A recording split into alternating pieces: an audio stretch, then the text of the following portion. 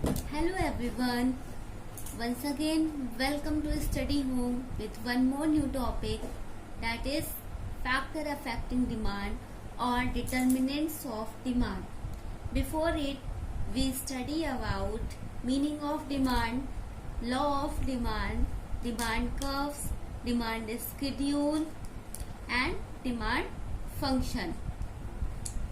But today we discuss about determinants of demand. What is the meaning of determinants?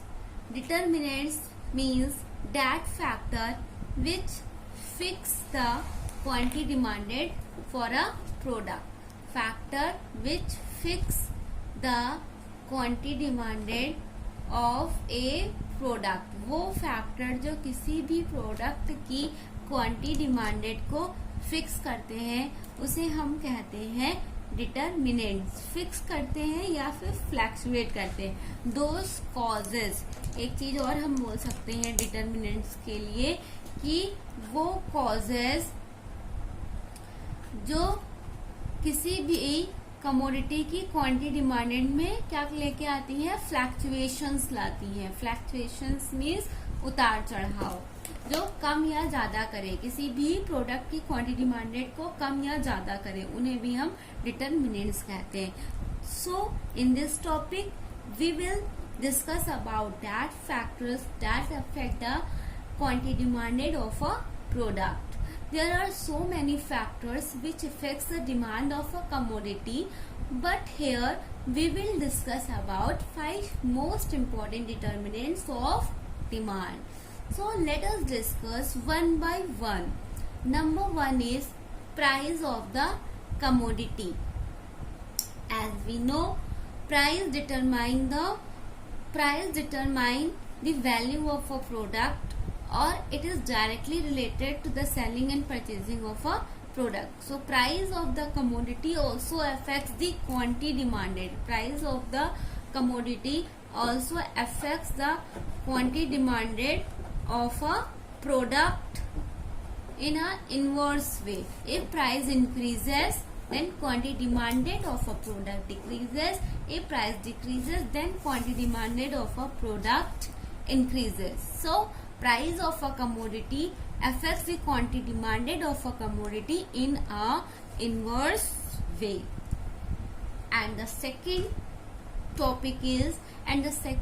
determinant is income of the consumer. Consumer की income भी quantity demanded of a product को affect करती है. एक consumer की income और quantity demanded of a product के बीच में डायरेक्ट रिलेशनशिप होता है. मोस्टली डायरेक्ट रिलेशनशिप देखने को मिलता है, but not in all types of good. Income is the purchasing power of any consumer. जो किसी भी कंज्यूमर की इनकम उसकी परचेजिंग पावर को डिटरमाइन करती है. Beyond that consumer can not go to fulfill his needs or desire. So in all types of cases we do not see direct relationship between income and quantity demanded of a consumer. So let us see. So here I am going to discuss 3 types of good and their relationship with income. Number 1 is normal good, second one is inferior, and third one is inexpensive or necessity good.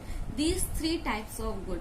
In case of normal goods are those goods that having direct relationship between income and quantity demanded of a product. Here I make this chart especially for you to clear the topic very easily. These are good, this is a relation, and this is the column for example. Number 1 is normal good have direct relationship, and examples of normal goods are luxurious product like TV, AC, fridge, washing machine, all that comfortable product of a house that give comfort to human being. So in such type of goods we can see direct relationship between consumers income and spending on quantity demanded of a product. अगर किसी भी consumer की income बढ़ती है तो वो luxurious goods पे अपने इनकम को स्पेंड करना पसंद करता है, या उनकी क्वांटिटी डिमांडेड वो ज्यादा करेगा। अगर कंज्यूमर की इनकम बढ़ जाएगी तो अपने घर में वो टीवी, फ्रिज, वॉशिंग मशीन, हर एक वो प्रोडक्ट लेके आएंगे जो उनके कंफर्टेबिलिटी जोन को इंक्रीज करें या बना के रखें। And the second type of good is inferior good. Inferior goods are those goods which have inverse relationship between income, which shows inverse relationship between income and quantity demanded of a commodity. Inferior goods are low quality products, means those goods which having low quality is known as inferior goods. Inferior is the opposite of superior. So inferior means low quality products. If suppose that suddenly if consumers income increases, then consumer start to use superior good in place of inferior goods, in place of low quality. Suppose that before increasing the income of a consumer used to eat low quality products या कर्ज products, cereals, veggies, some low quality veggies. But after increasing the income, consumer like to eat lavish food and also like to eat in hotels and restaurants, and fast food means high quality of food grain. And the third type of good is inexpensive good or necessity good. Inexpensive or necessity goods are those goods which affects the quantity demanded of a product up to a certain level. After that it becomes constant. Means वो product जो एक human being की life के लिए बहुत ही ज्यादा essential होते हैं, without which human being can not spend their life, वो उन गुड्स की क्वांटिटी डिमांडेड कंज्यूमर की इनकम बढ़ने से सिर्फ एक लेवल तक ही बढ़ती है। आफ्टर दैट वो कांस्टेंट हो जाती है। मीन्स उनकी इनकम सिर्फ एक लेवल तक बढ़ेगी और उसके बाद वो कांस्टेंट हो जाएगी। Just like Matchbox, salt, oil and food grain item, all that things are very necessary for human beings, but they do not, but after increasing the income of a consumer don't like to spend all the income, या most 50% of his income on all these commodities. They spend only to a certain limit upon necessities good. So these are the three goods in which we see the relationship between quantity demanded and income of the consumer. Moving on, the next type of next heading of our determinants of a quantity demanded of a product.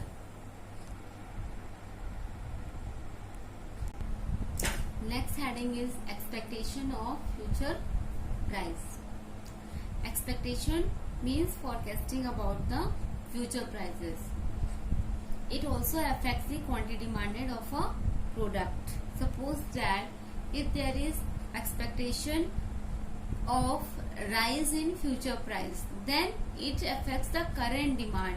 It will increase the current demand of our product, because it's a human being nature to store quantity in present. And if there is a fall in expectation of future prices, then consumer will postpone their demand for that product and they will like to purchase in future. Means अगर consumer को ऐसा suppose that अगर किसी भी commodity के future prices बढ़ने वाले हैं, तो आज के टाइम पर उस कमोडिटी की डिमांड बढ़ जाएगी। कंज्यूमर्स क्या करेंगे, उस कमोडिटी को आज खरीद के स्टोर करके रख लेंगे ताकि उन्हें आगे उस कमोडिटी के लिए ज्यादा प्राइजेस पे ऑफ ना करना पड़े, क्योंकि उस ज्यादा रुपए पे करने पे कंज्यूमर सेटिस्फाई नहीं होंगे। एंड इफ देयर इज, अगर ऐसा लगता है कि फ्यूचर में उस कमोडिटी के प्राइसेस घटने वाले हैं किसी भी कमोडिटी के, तो कंज्यूमर क्या करेंगे, अपनी प्रेजेंट टाइम की डिमांड को पोस्टपोन कर देंगे और फ्यूचर में उस प्रोडक्ट को खरीदना पसंद करेंगे, because no one wish to pay more for any commodity. इसका सबसे अच्छा एग्जाम्पल है शेयर मार्केट। शेयर मार्केट में हमें ये देखने को मिलता है, जितने भी शेयर मार्केट में ट्रेडर्स हैं, जितने भी लोग, जितने भी मेंबर वहाँ परचेजिंग और सेलिंग करते हैं शेयर्स की, अगर वो देखते हैं कि किसी भी कंपनी का शेयर इन फ्यूचर उसके प्राइसेस बढ़ने वाले हैं उस शेयर के, तो वो आज की डेट में, करंट डेट में उस शेयर को खरीद लेते हैं, खरीद के रख लेते हैं। और अगर उन्हें लगता है कि फ्यूचर प्राइसेस कम होने वाले हैं उस किसी भी कंपनी के शेयर को, तो वो क्या करेंगे, आज की डेट में वो नंबर ऑफ शेयर्स ना खरीद के आगे आने वाले समय पर खरीदते हैं। जिसे हम इसे कहते हैं एक्सपेक्टेशन ऑफ फ्यूचर प्राइसेस। इस तरीके से कोई भी फ्यूचर प्राइस करंट डिमांड को अफेक्ट कर सकता है। Next one is consumer taste and preferences. Consumer का टेस्ट, प्रेफरेंस और लाइफ स्टाइल, इनोवेशन, टेक्नोलॉजी, ये सारे फैक्टर्स भी quantity demanded of a product को अफेक्ट करते हैं। कैसे?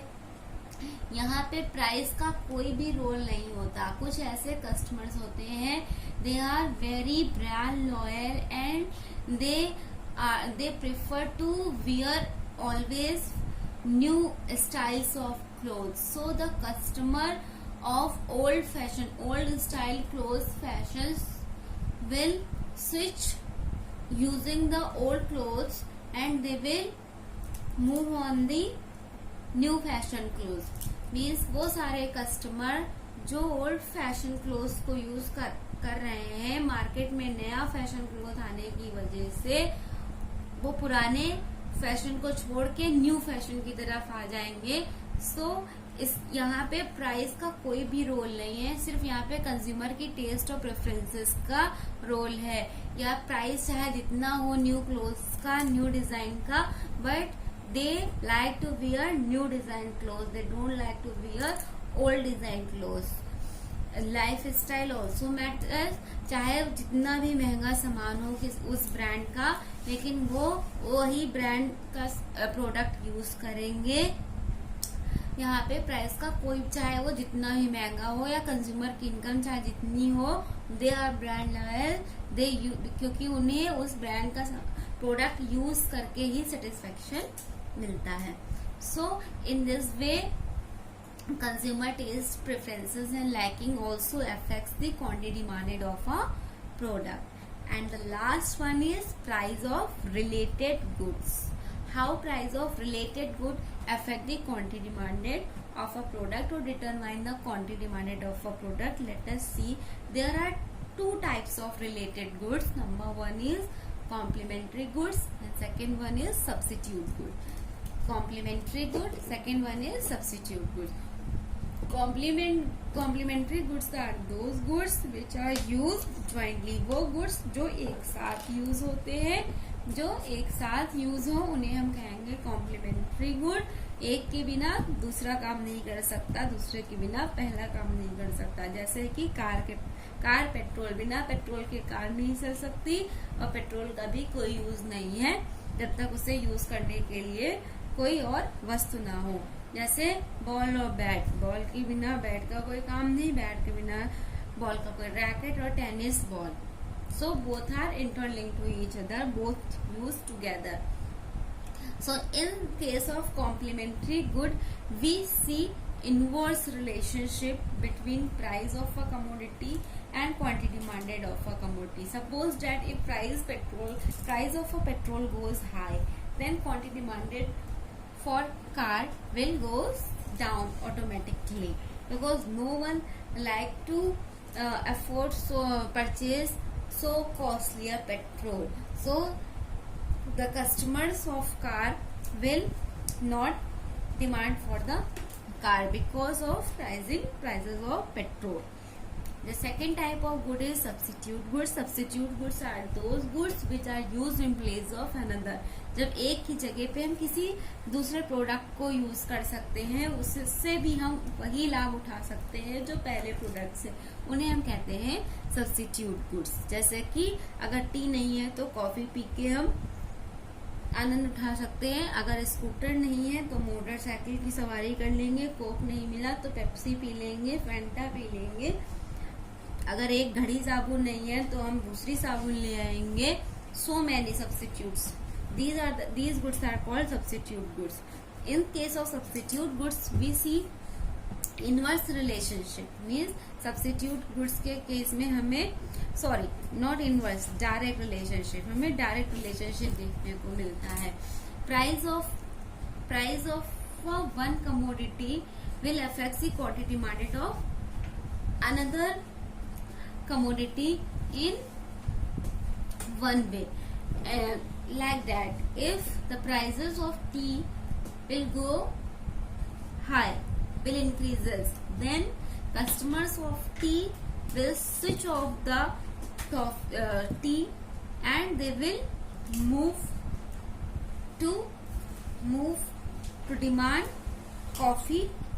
Means सारे कस्टमर्स, अगर टी के प्राइसेस बढ़ जाए तो सारे कस्टमर्स टी के कॉफी की डिमांड करेंगे. अब टी के प्राइसेस बढ़ने की वजह से कॉफी की क्वांटिटी डिमांडेड बढ़ जाएगी. तो यहाँ पे हमें डायरेक्ट रिलेशनशिप देखने को मिलेगा. अगर कोक के प्राइसेस बढ़ गए तो लोग पेप्सी पीना शुरू कर देंगे. मीन्स कोक के जितने भी कस्टमर हैं वो सारे अब कहाँ शिफ्ट हो जाएंगे, पेप्सी की तरफ शिफ्ट हो जाएंगे. पेप्सी की क्वांटिटी डिमांडेड मार्केट में बढ़ जाएगी. एक के प्राइस बढ़े तो दूसरे की क्वांटिटी डिमांडेड बढ़ गई, दूसरे सब्स्टिट्यूट की क्वांटिटी डिमांडेड बढ़ गई. यही है डायरेक्ट रिलेशनशिप.